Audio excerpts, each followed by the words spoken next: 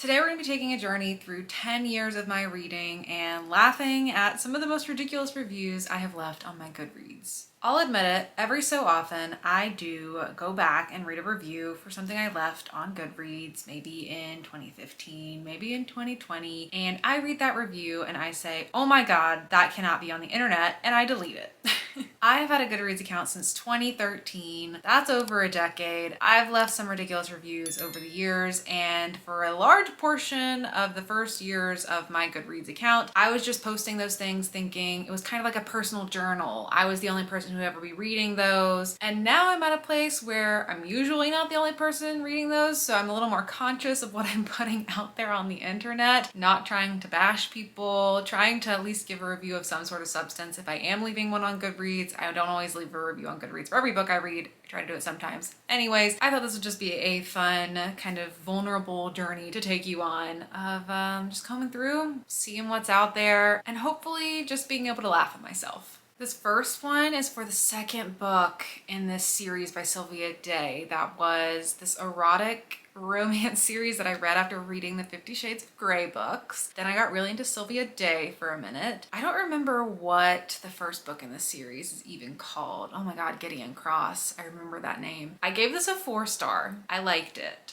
Let's see what I wrote. If I can pull myself to look past all the ridiculous sexisms in this book, I can find an intriguing story and fun to follow romance and thriller. Stepping it up a little, Sylvia Day. Nice job. If I have to start a review with saying that I have to look past sexisms, probably not a good sign. For Gone Girl, I said, amazing book, constantly kept you guessing up until the end. However, the end was slightly disappointing. Really useful review there, Ashley. Wow, blast from the past every day. I remember reading this book. It has like something to do with this person who every day they wake up in the body of someone else, and it's a book about the meaning of life in some way. I gave it a 2. I thought I remembered enjoying it. I feel like this book was meant to make you feel sappy and warm so you could think about life and romance, but really it just bored me. So many questions were left unanswered and there was never a clear goal, so the narrator just nilly-dillied around trying to sound philosophical. Really disappointed. You know, that sounds like something I would enjoy nowadays. I do like these kind of nilly-dilly philosophical, sappy kind of books sometimes. I'm surprised I didn't like it back in 2016. This is another book I gave 5 stars. I remember loving it. It is a dystopian story. I don't remember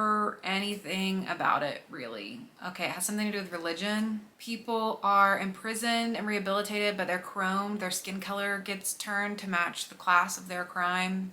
Some kind of dystopian sci-fi. Oh, it actually was a nominee in the Goodreads Choice Awards for that year. This is a pretty long review for me back in 2016. I think most of the reason I enjoyed this book so much is because of how deeply I connect with the values it discusses at this phase in my life. Wow. Very poignant, very grown-up opinions in 2016. Many people feel that the book lost direction in the second half of the novel. However, I feel it went directly where it needed to go. Hannah's character, while muddling through an internal conflict, questioning everything she grew up on, is so honestly and realistically developed that you never think, huh, that was out of character for her, or I would have changed this part. Rather, you believe the story as much as you do your own life's events. Maybe I'm one of few who truly love this book, but I'm sure I will be picking it up many more times. Well, 2016 Ashley, you did not pick it up many more times. You don't even own this book anymore. And it seems like it had some kind of profound meaning to me back then. 2016 would have been when I was in college, and that is when I was questioning a lot of the beliefs I had grown up on and just all the things that shape you growing up, and then you kind of go out on your own and make your own life's decisions and learn new things about yourself and decide who you want to be. So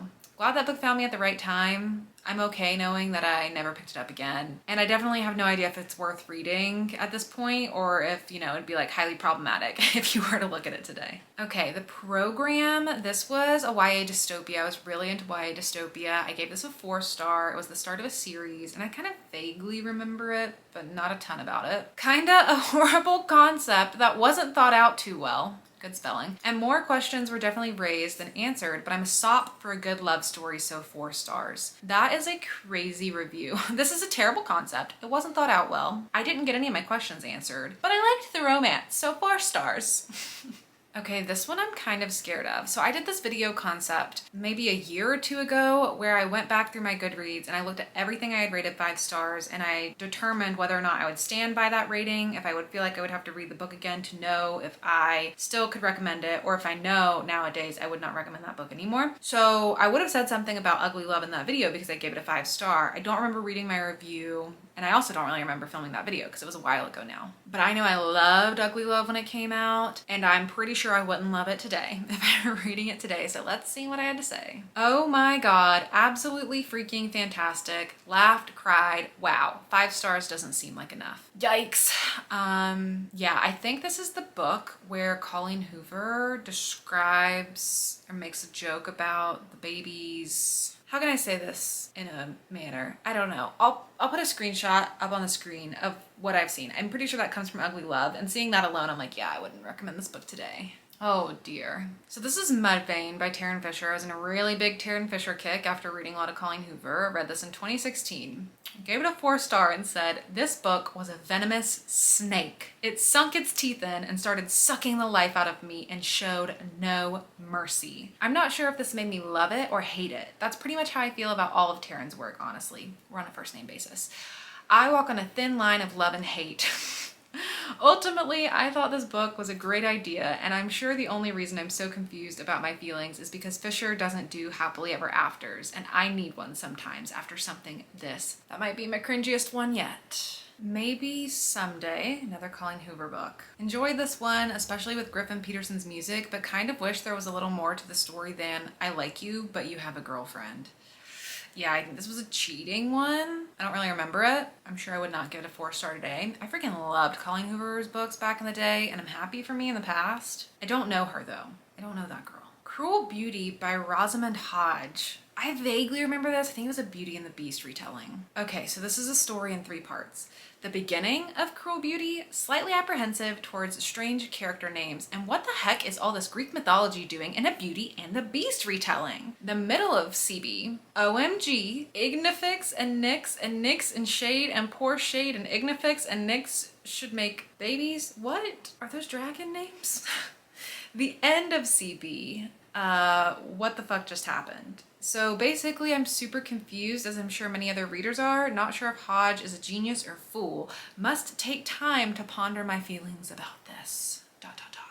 And I gave it a 4. So in 2016, it seems like I would just give books a 4 and I would be like, this was horrible and I didn't really get it and I don't really like it, but 4 star.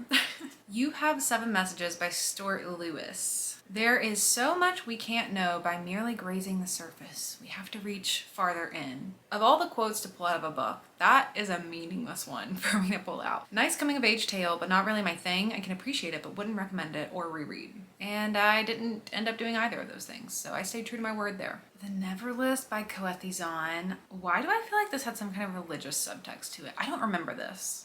I gave it a 3 and said, what a zinger at the end of this book. Holy cannoli. Unfortunately, the rest of the novel didn't do it for me, but seriously, the ending, whoa. I wrote a pretty long review for The Fifth Wave. Initially, I wasn't sure what to expect with this book, but I figured that if they were making it into a movie, then it probably wasn't very good. What? But honestly, it wasn't bad. It was kind of slow in the beginning, but once it picked up, you were rooting for the characters and excited to see what happened.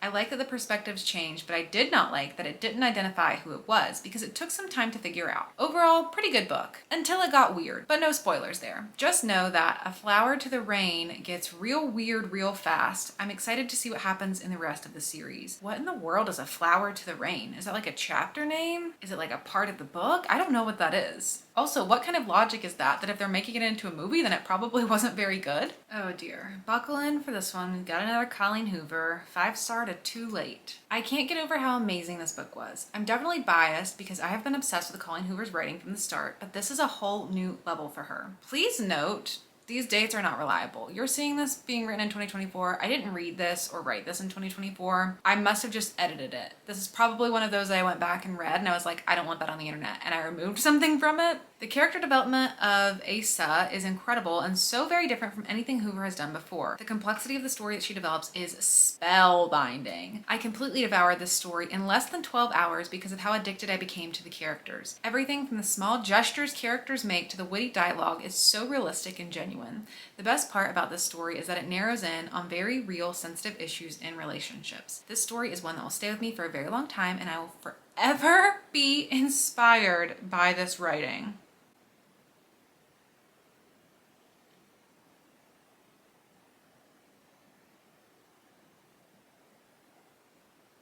Moving on. I didn't write a review for this one, but I wish I would have, because I would have loved to see what I was thinking about a book that looked like this back at the time. I gave it a 3. It was the 7th in a series. I was also in an Abby Glines phase at a period of time. Star-Crossed by Josephine Angelini. There was a lot going on in the book, and it was a little difficult to keep up with at times. There are a lot of mini storylines within the bigger picture, and there's a whole lot of Greek mythology, and we know how I felt about that. So if you're not fluent in that area, it's a tad bit confusing. What's really funny to hear me mention Greek mythology multiple times, be like, oh my god, what is this doing in the book? I then went on to go to college and win an award for my knowledge of Greek mythology. We had some kind of award ceremony in our full department, and each discipline gave out an award to the department. I was not focused on that area at all. I just happened to take a classical mythology course, and I won the classical mythology award that year in college. So that's on character growth. Overall, I think this story has potential, and I'm expecting the sequel to be better. I don't know that I ever read the sequel. It seemed like the first 200 to 300 pages of this book dragged on a lot. That's a whole book, with it providing a basis for the action, so hopefully now that the ball is rolling, the rest of the series will improve. I hope it did. The Starless Sea, another long review. It's only fair to start by saying I don't really read fantasy, but the reasons I didn't like The Starless Sea are not just because it's a fantasy. I had a couple big problems / disappointments. I liked the premise and the setup of the story, but I felt like there wasn't much of a plot driving the story forward. At any point, I could have sat this book down and forgot about it, but I pushed through since I was intentionally challenging myself. There were several points where I just had no idea what was going on because of how abstract it was. It's hard to get absorbed in a story you keep getting lost in. I was super hyped for the male-male romance, but it fell short of my expectations. It was just like all of a sudden they were in love. In a 500-page story, I expected some build-up and tension. I liked the short stories interspersed between the main narrative more than the main narrative itself, so that's not great. That's the long and short of it. Overall, I was just disappointed, but I've heard The Night Circus is way better, so I'm willing to give that a shot. I can't believe I read this before The Night Circus, and then I went on to love The Night Circus, and it's one of my favorite books of all time. I'm so glad I decided to pick that up after really not liking The Starless Sea. That is a lesson in always giving an author a second chance. And on that note, you can always give your reviewers a second chance too. I've obviously changed a lot from how I used to leave reviews to now how I give reviews. Just the way I talk about books, trying to give people an idea of who it might be good for, who it might not be good for, rather than just kind of blabbering my thoughts out there. Now granted, sometimes I still do that because I'm only human and I'm not here to be a critical reviewer. I'm just here to tell you about the books I'm reading and build community and have fun. And I hope you had fun watching this video today. But that is it for me. Thank you so much for watching, and I'll see you all in my next video. Bye!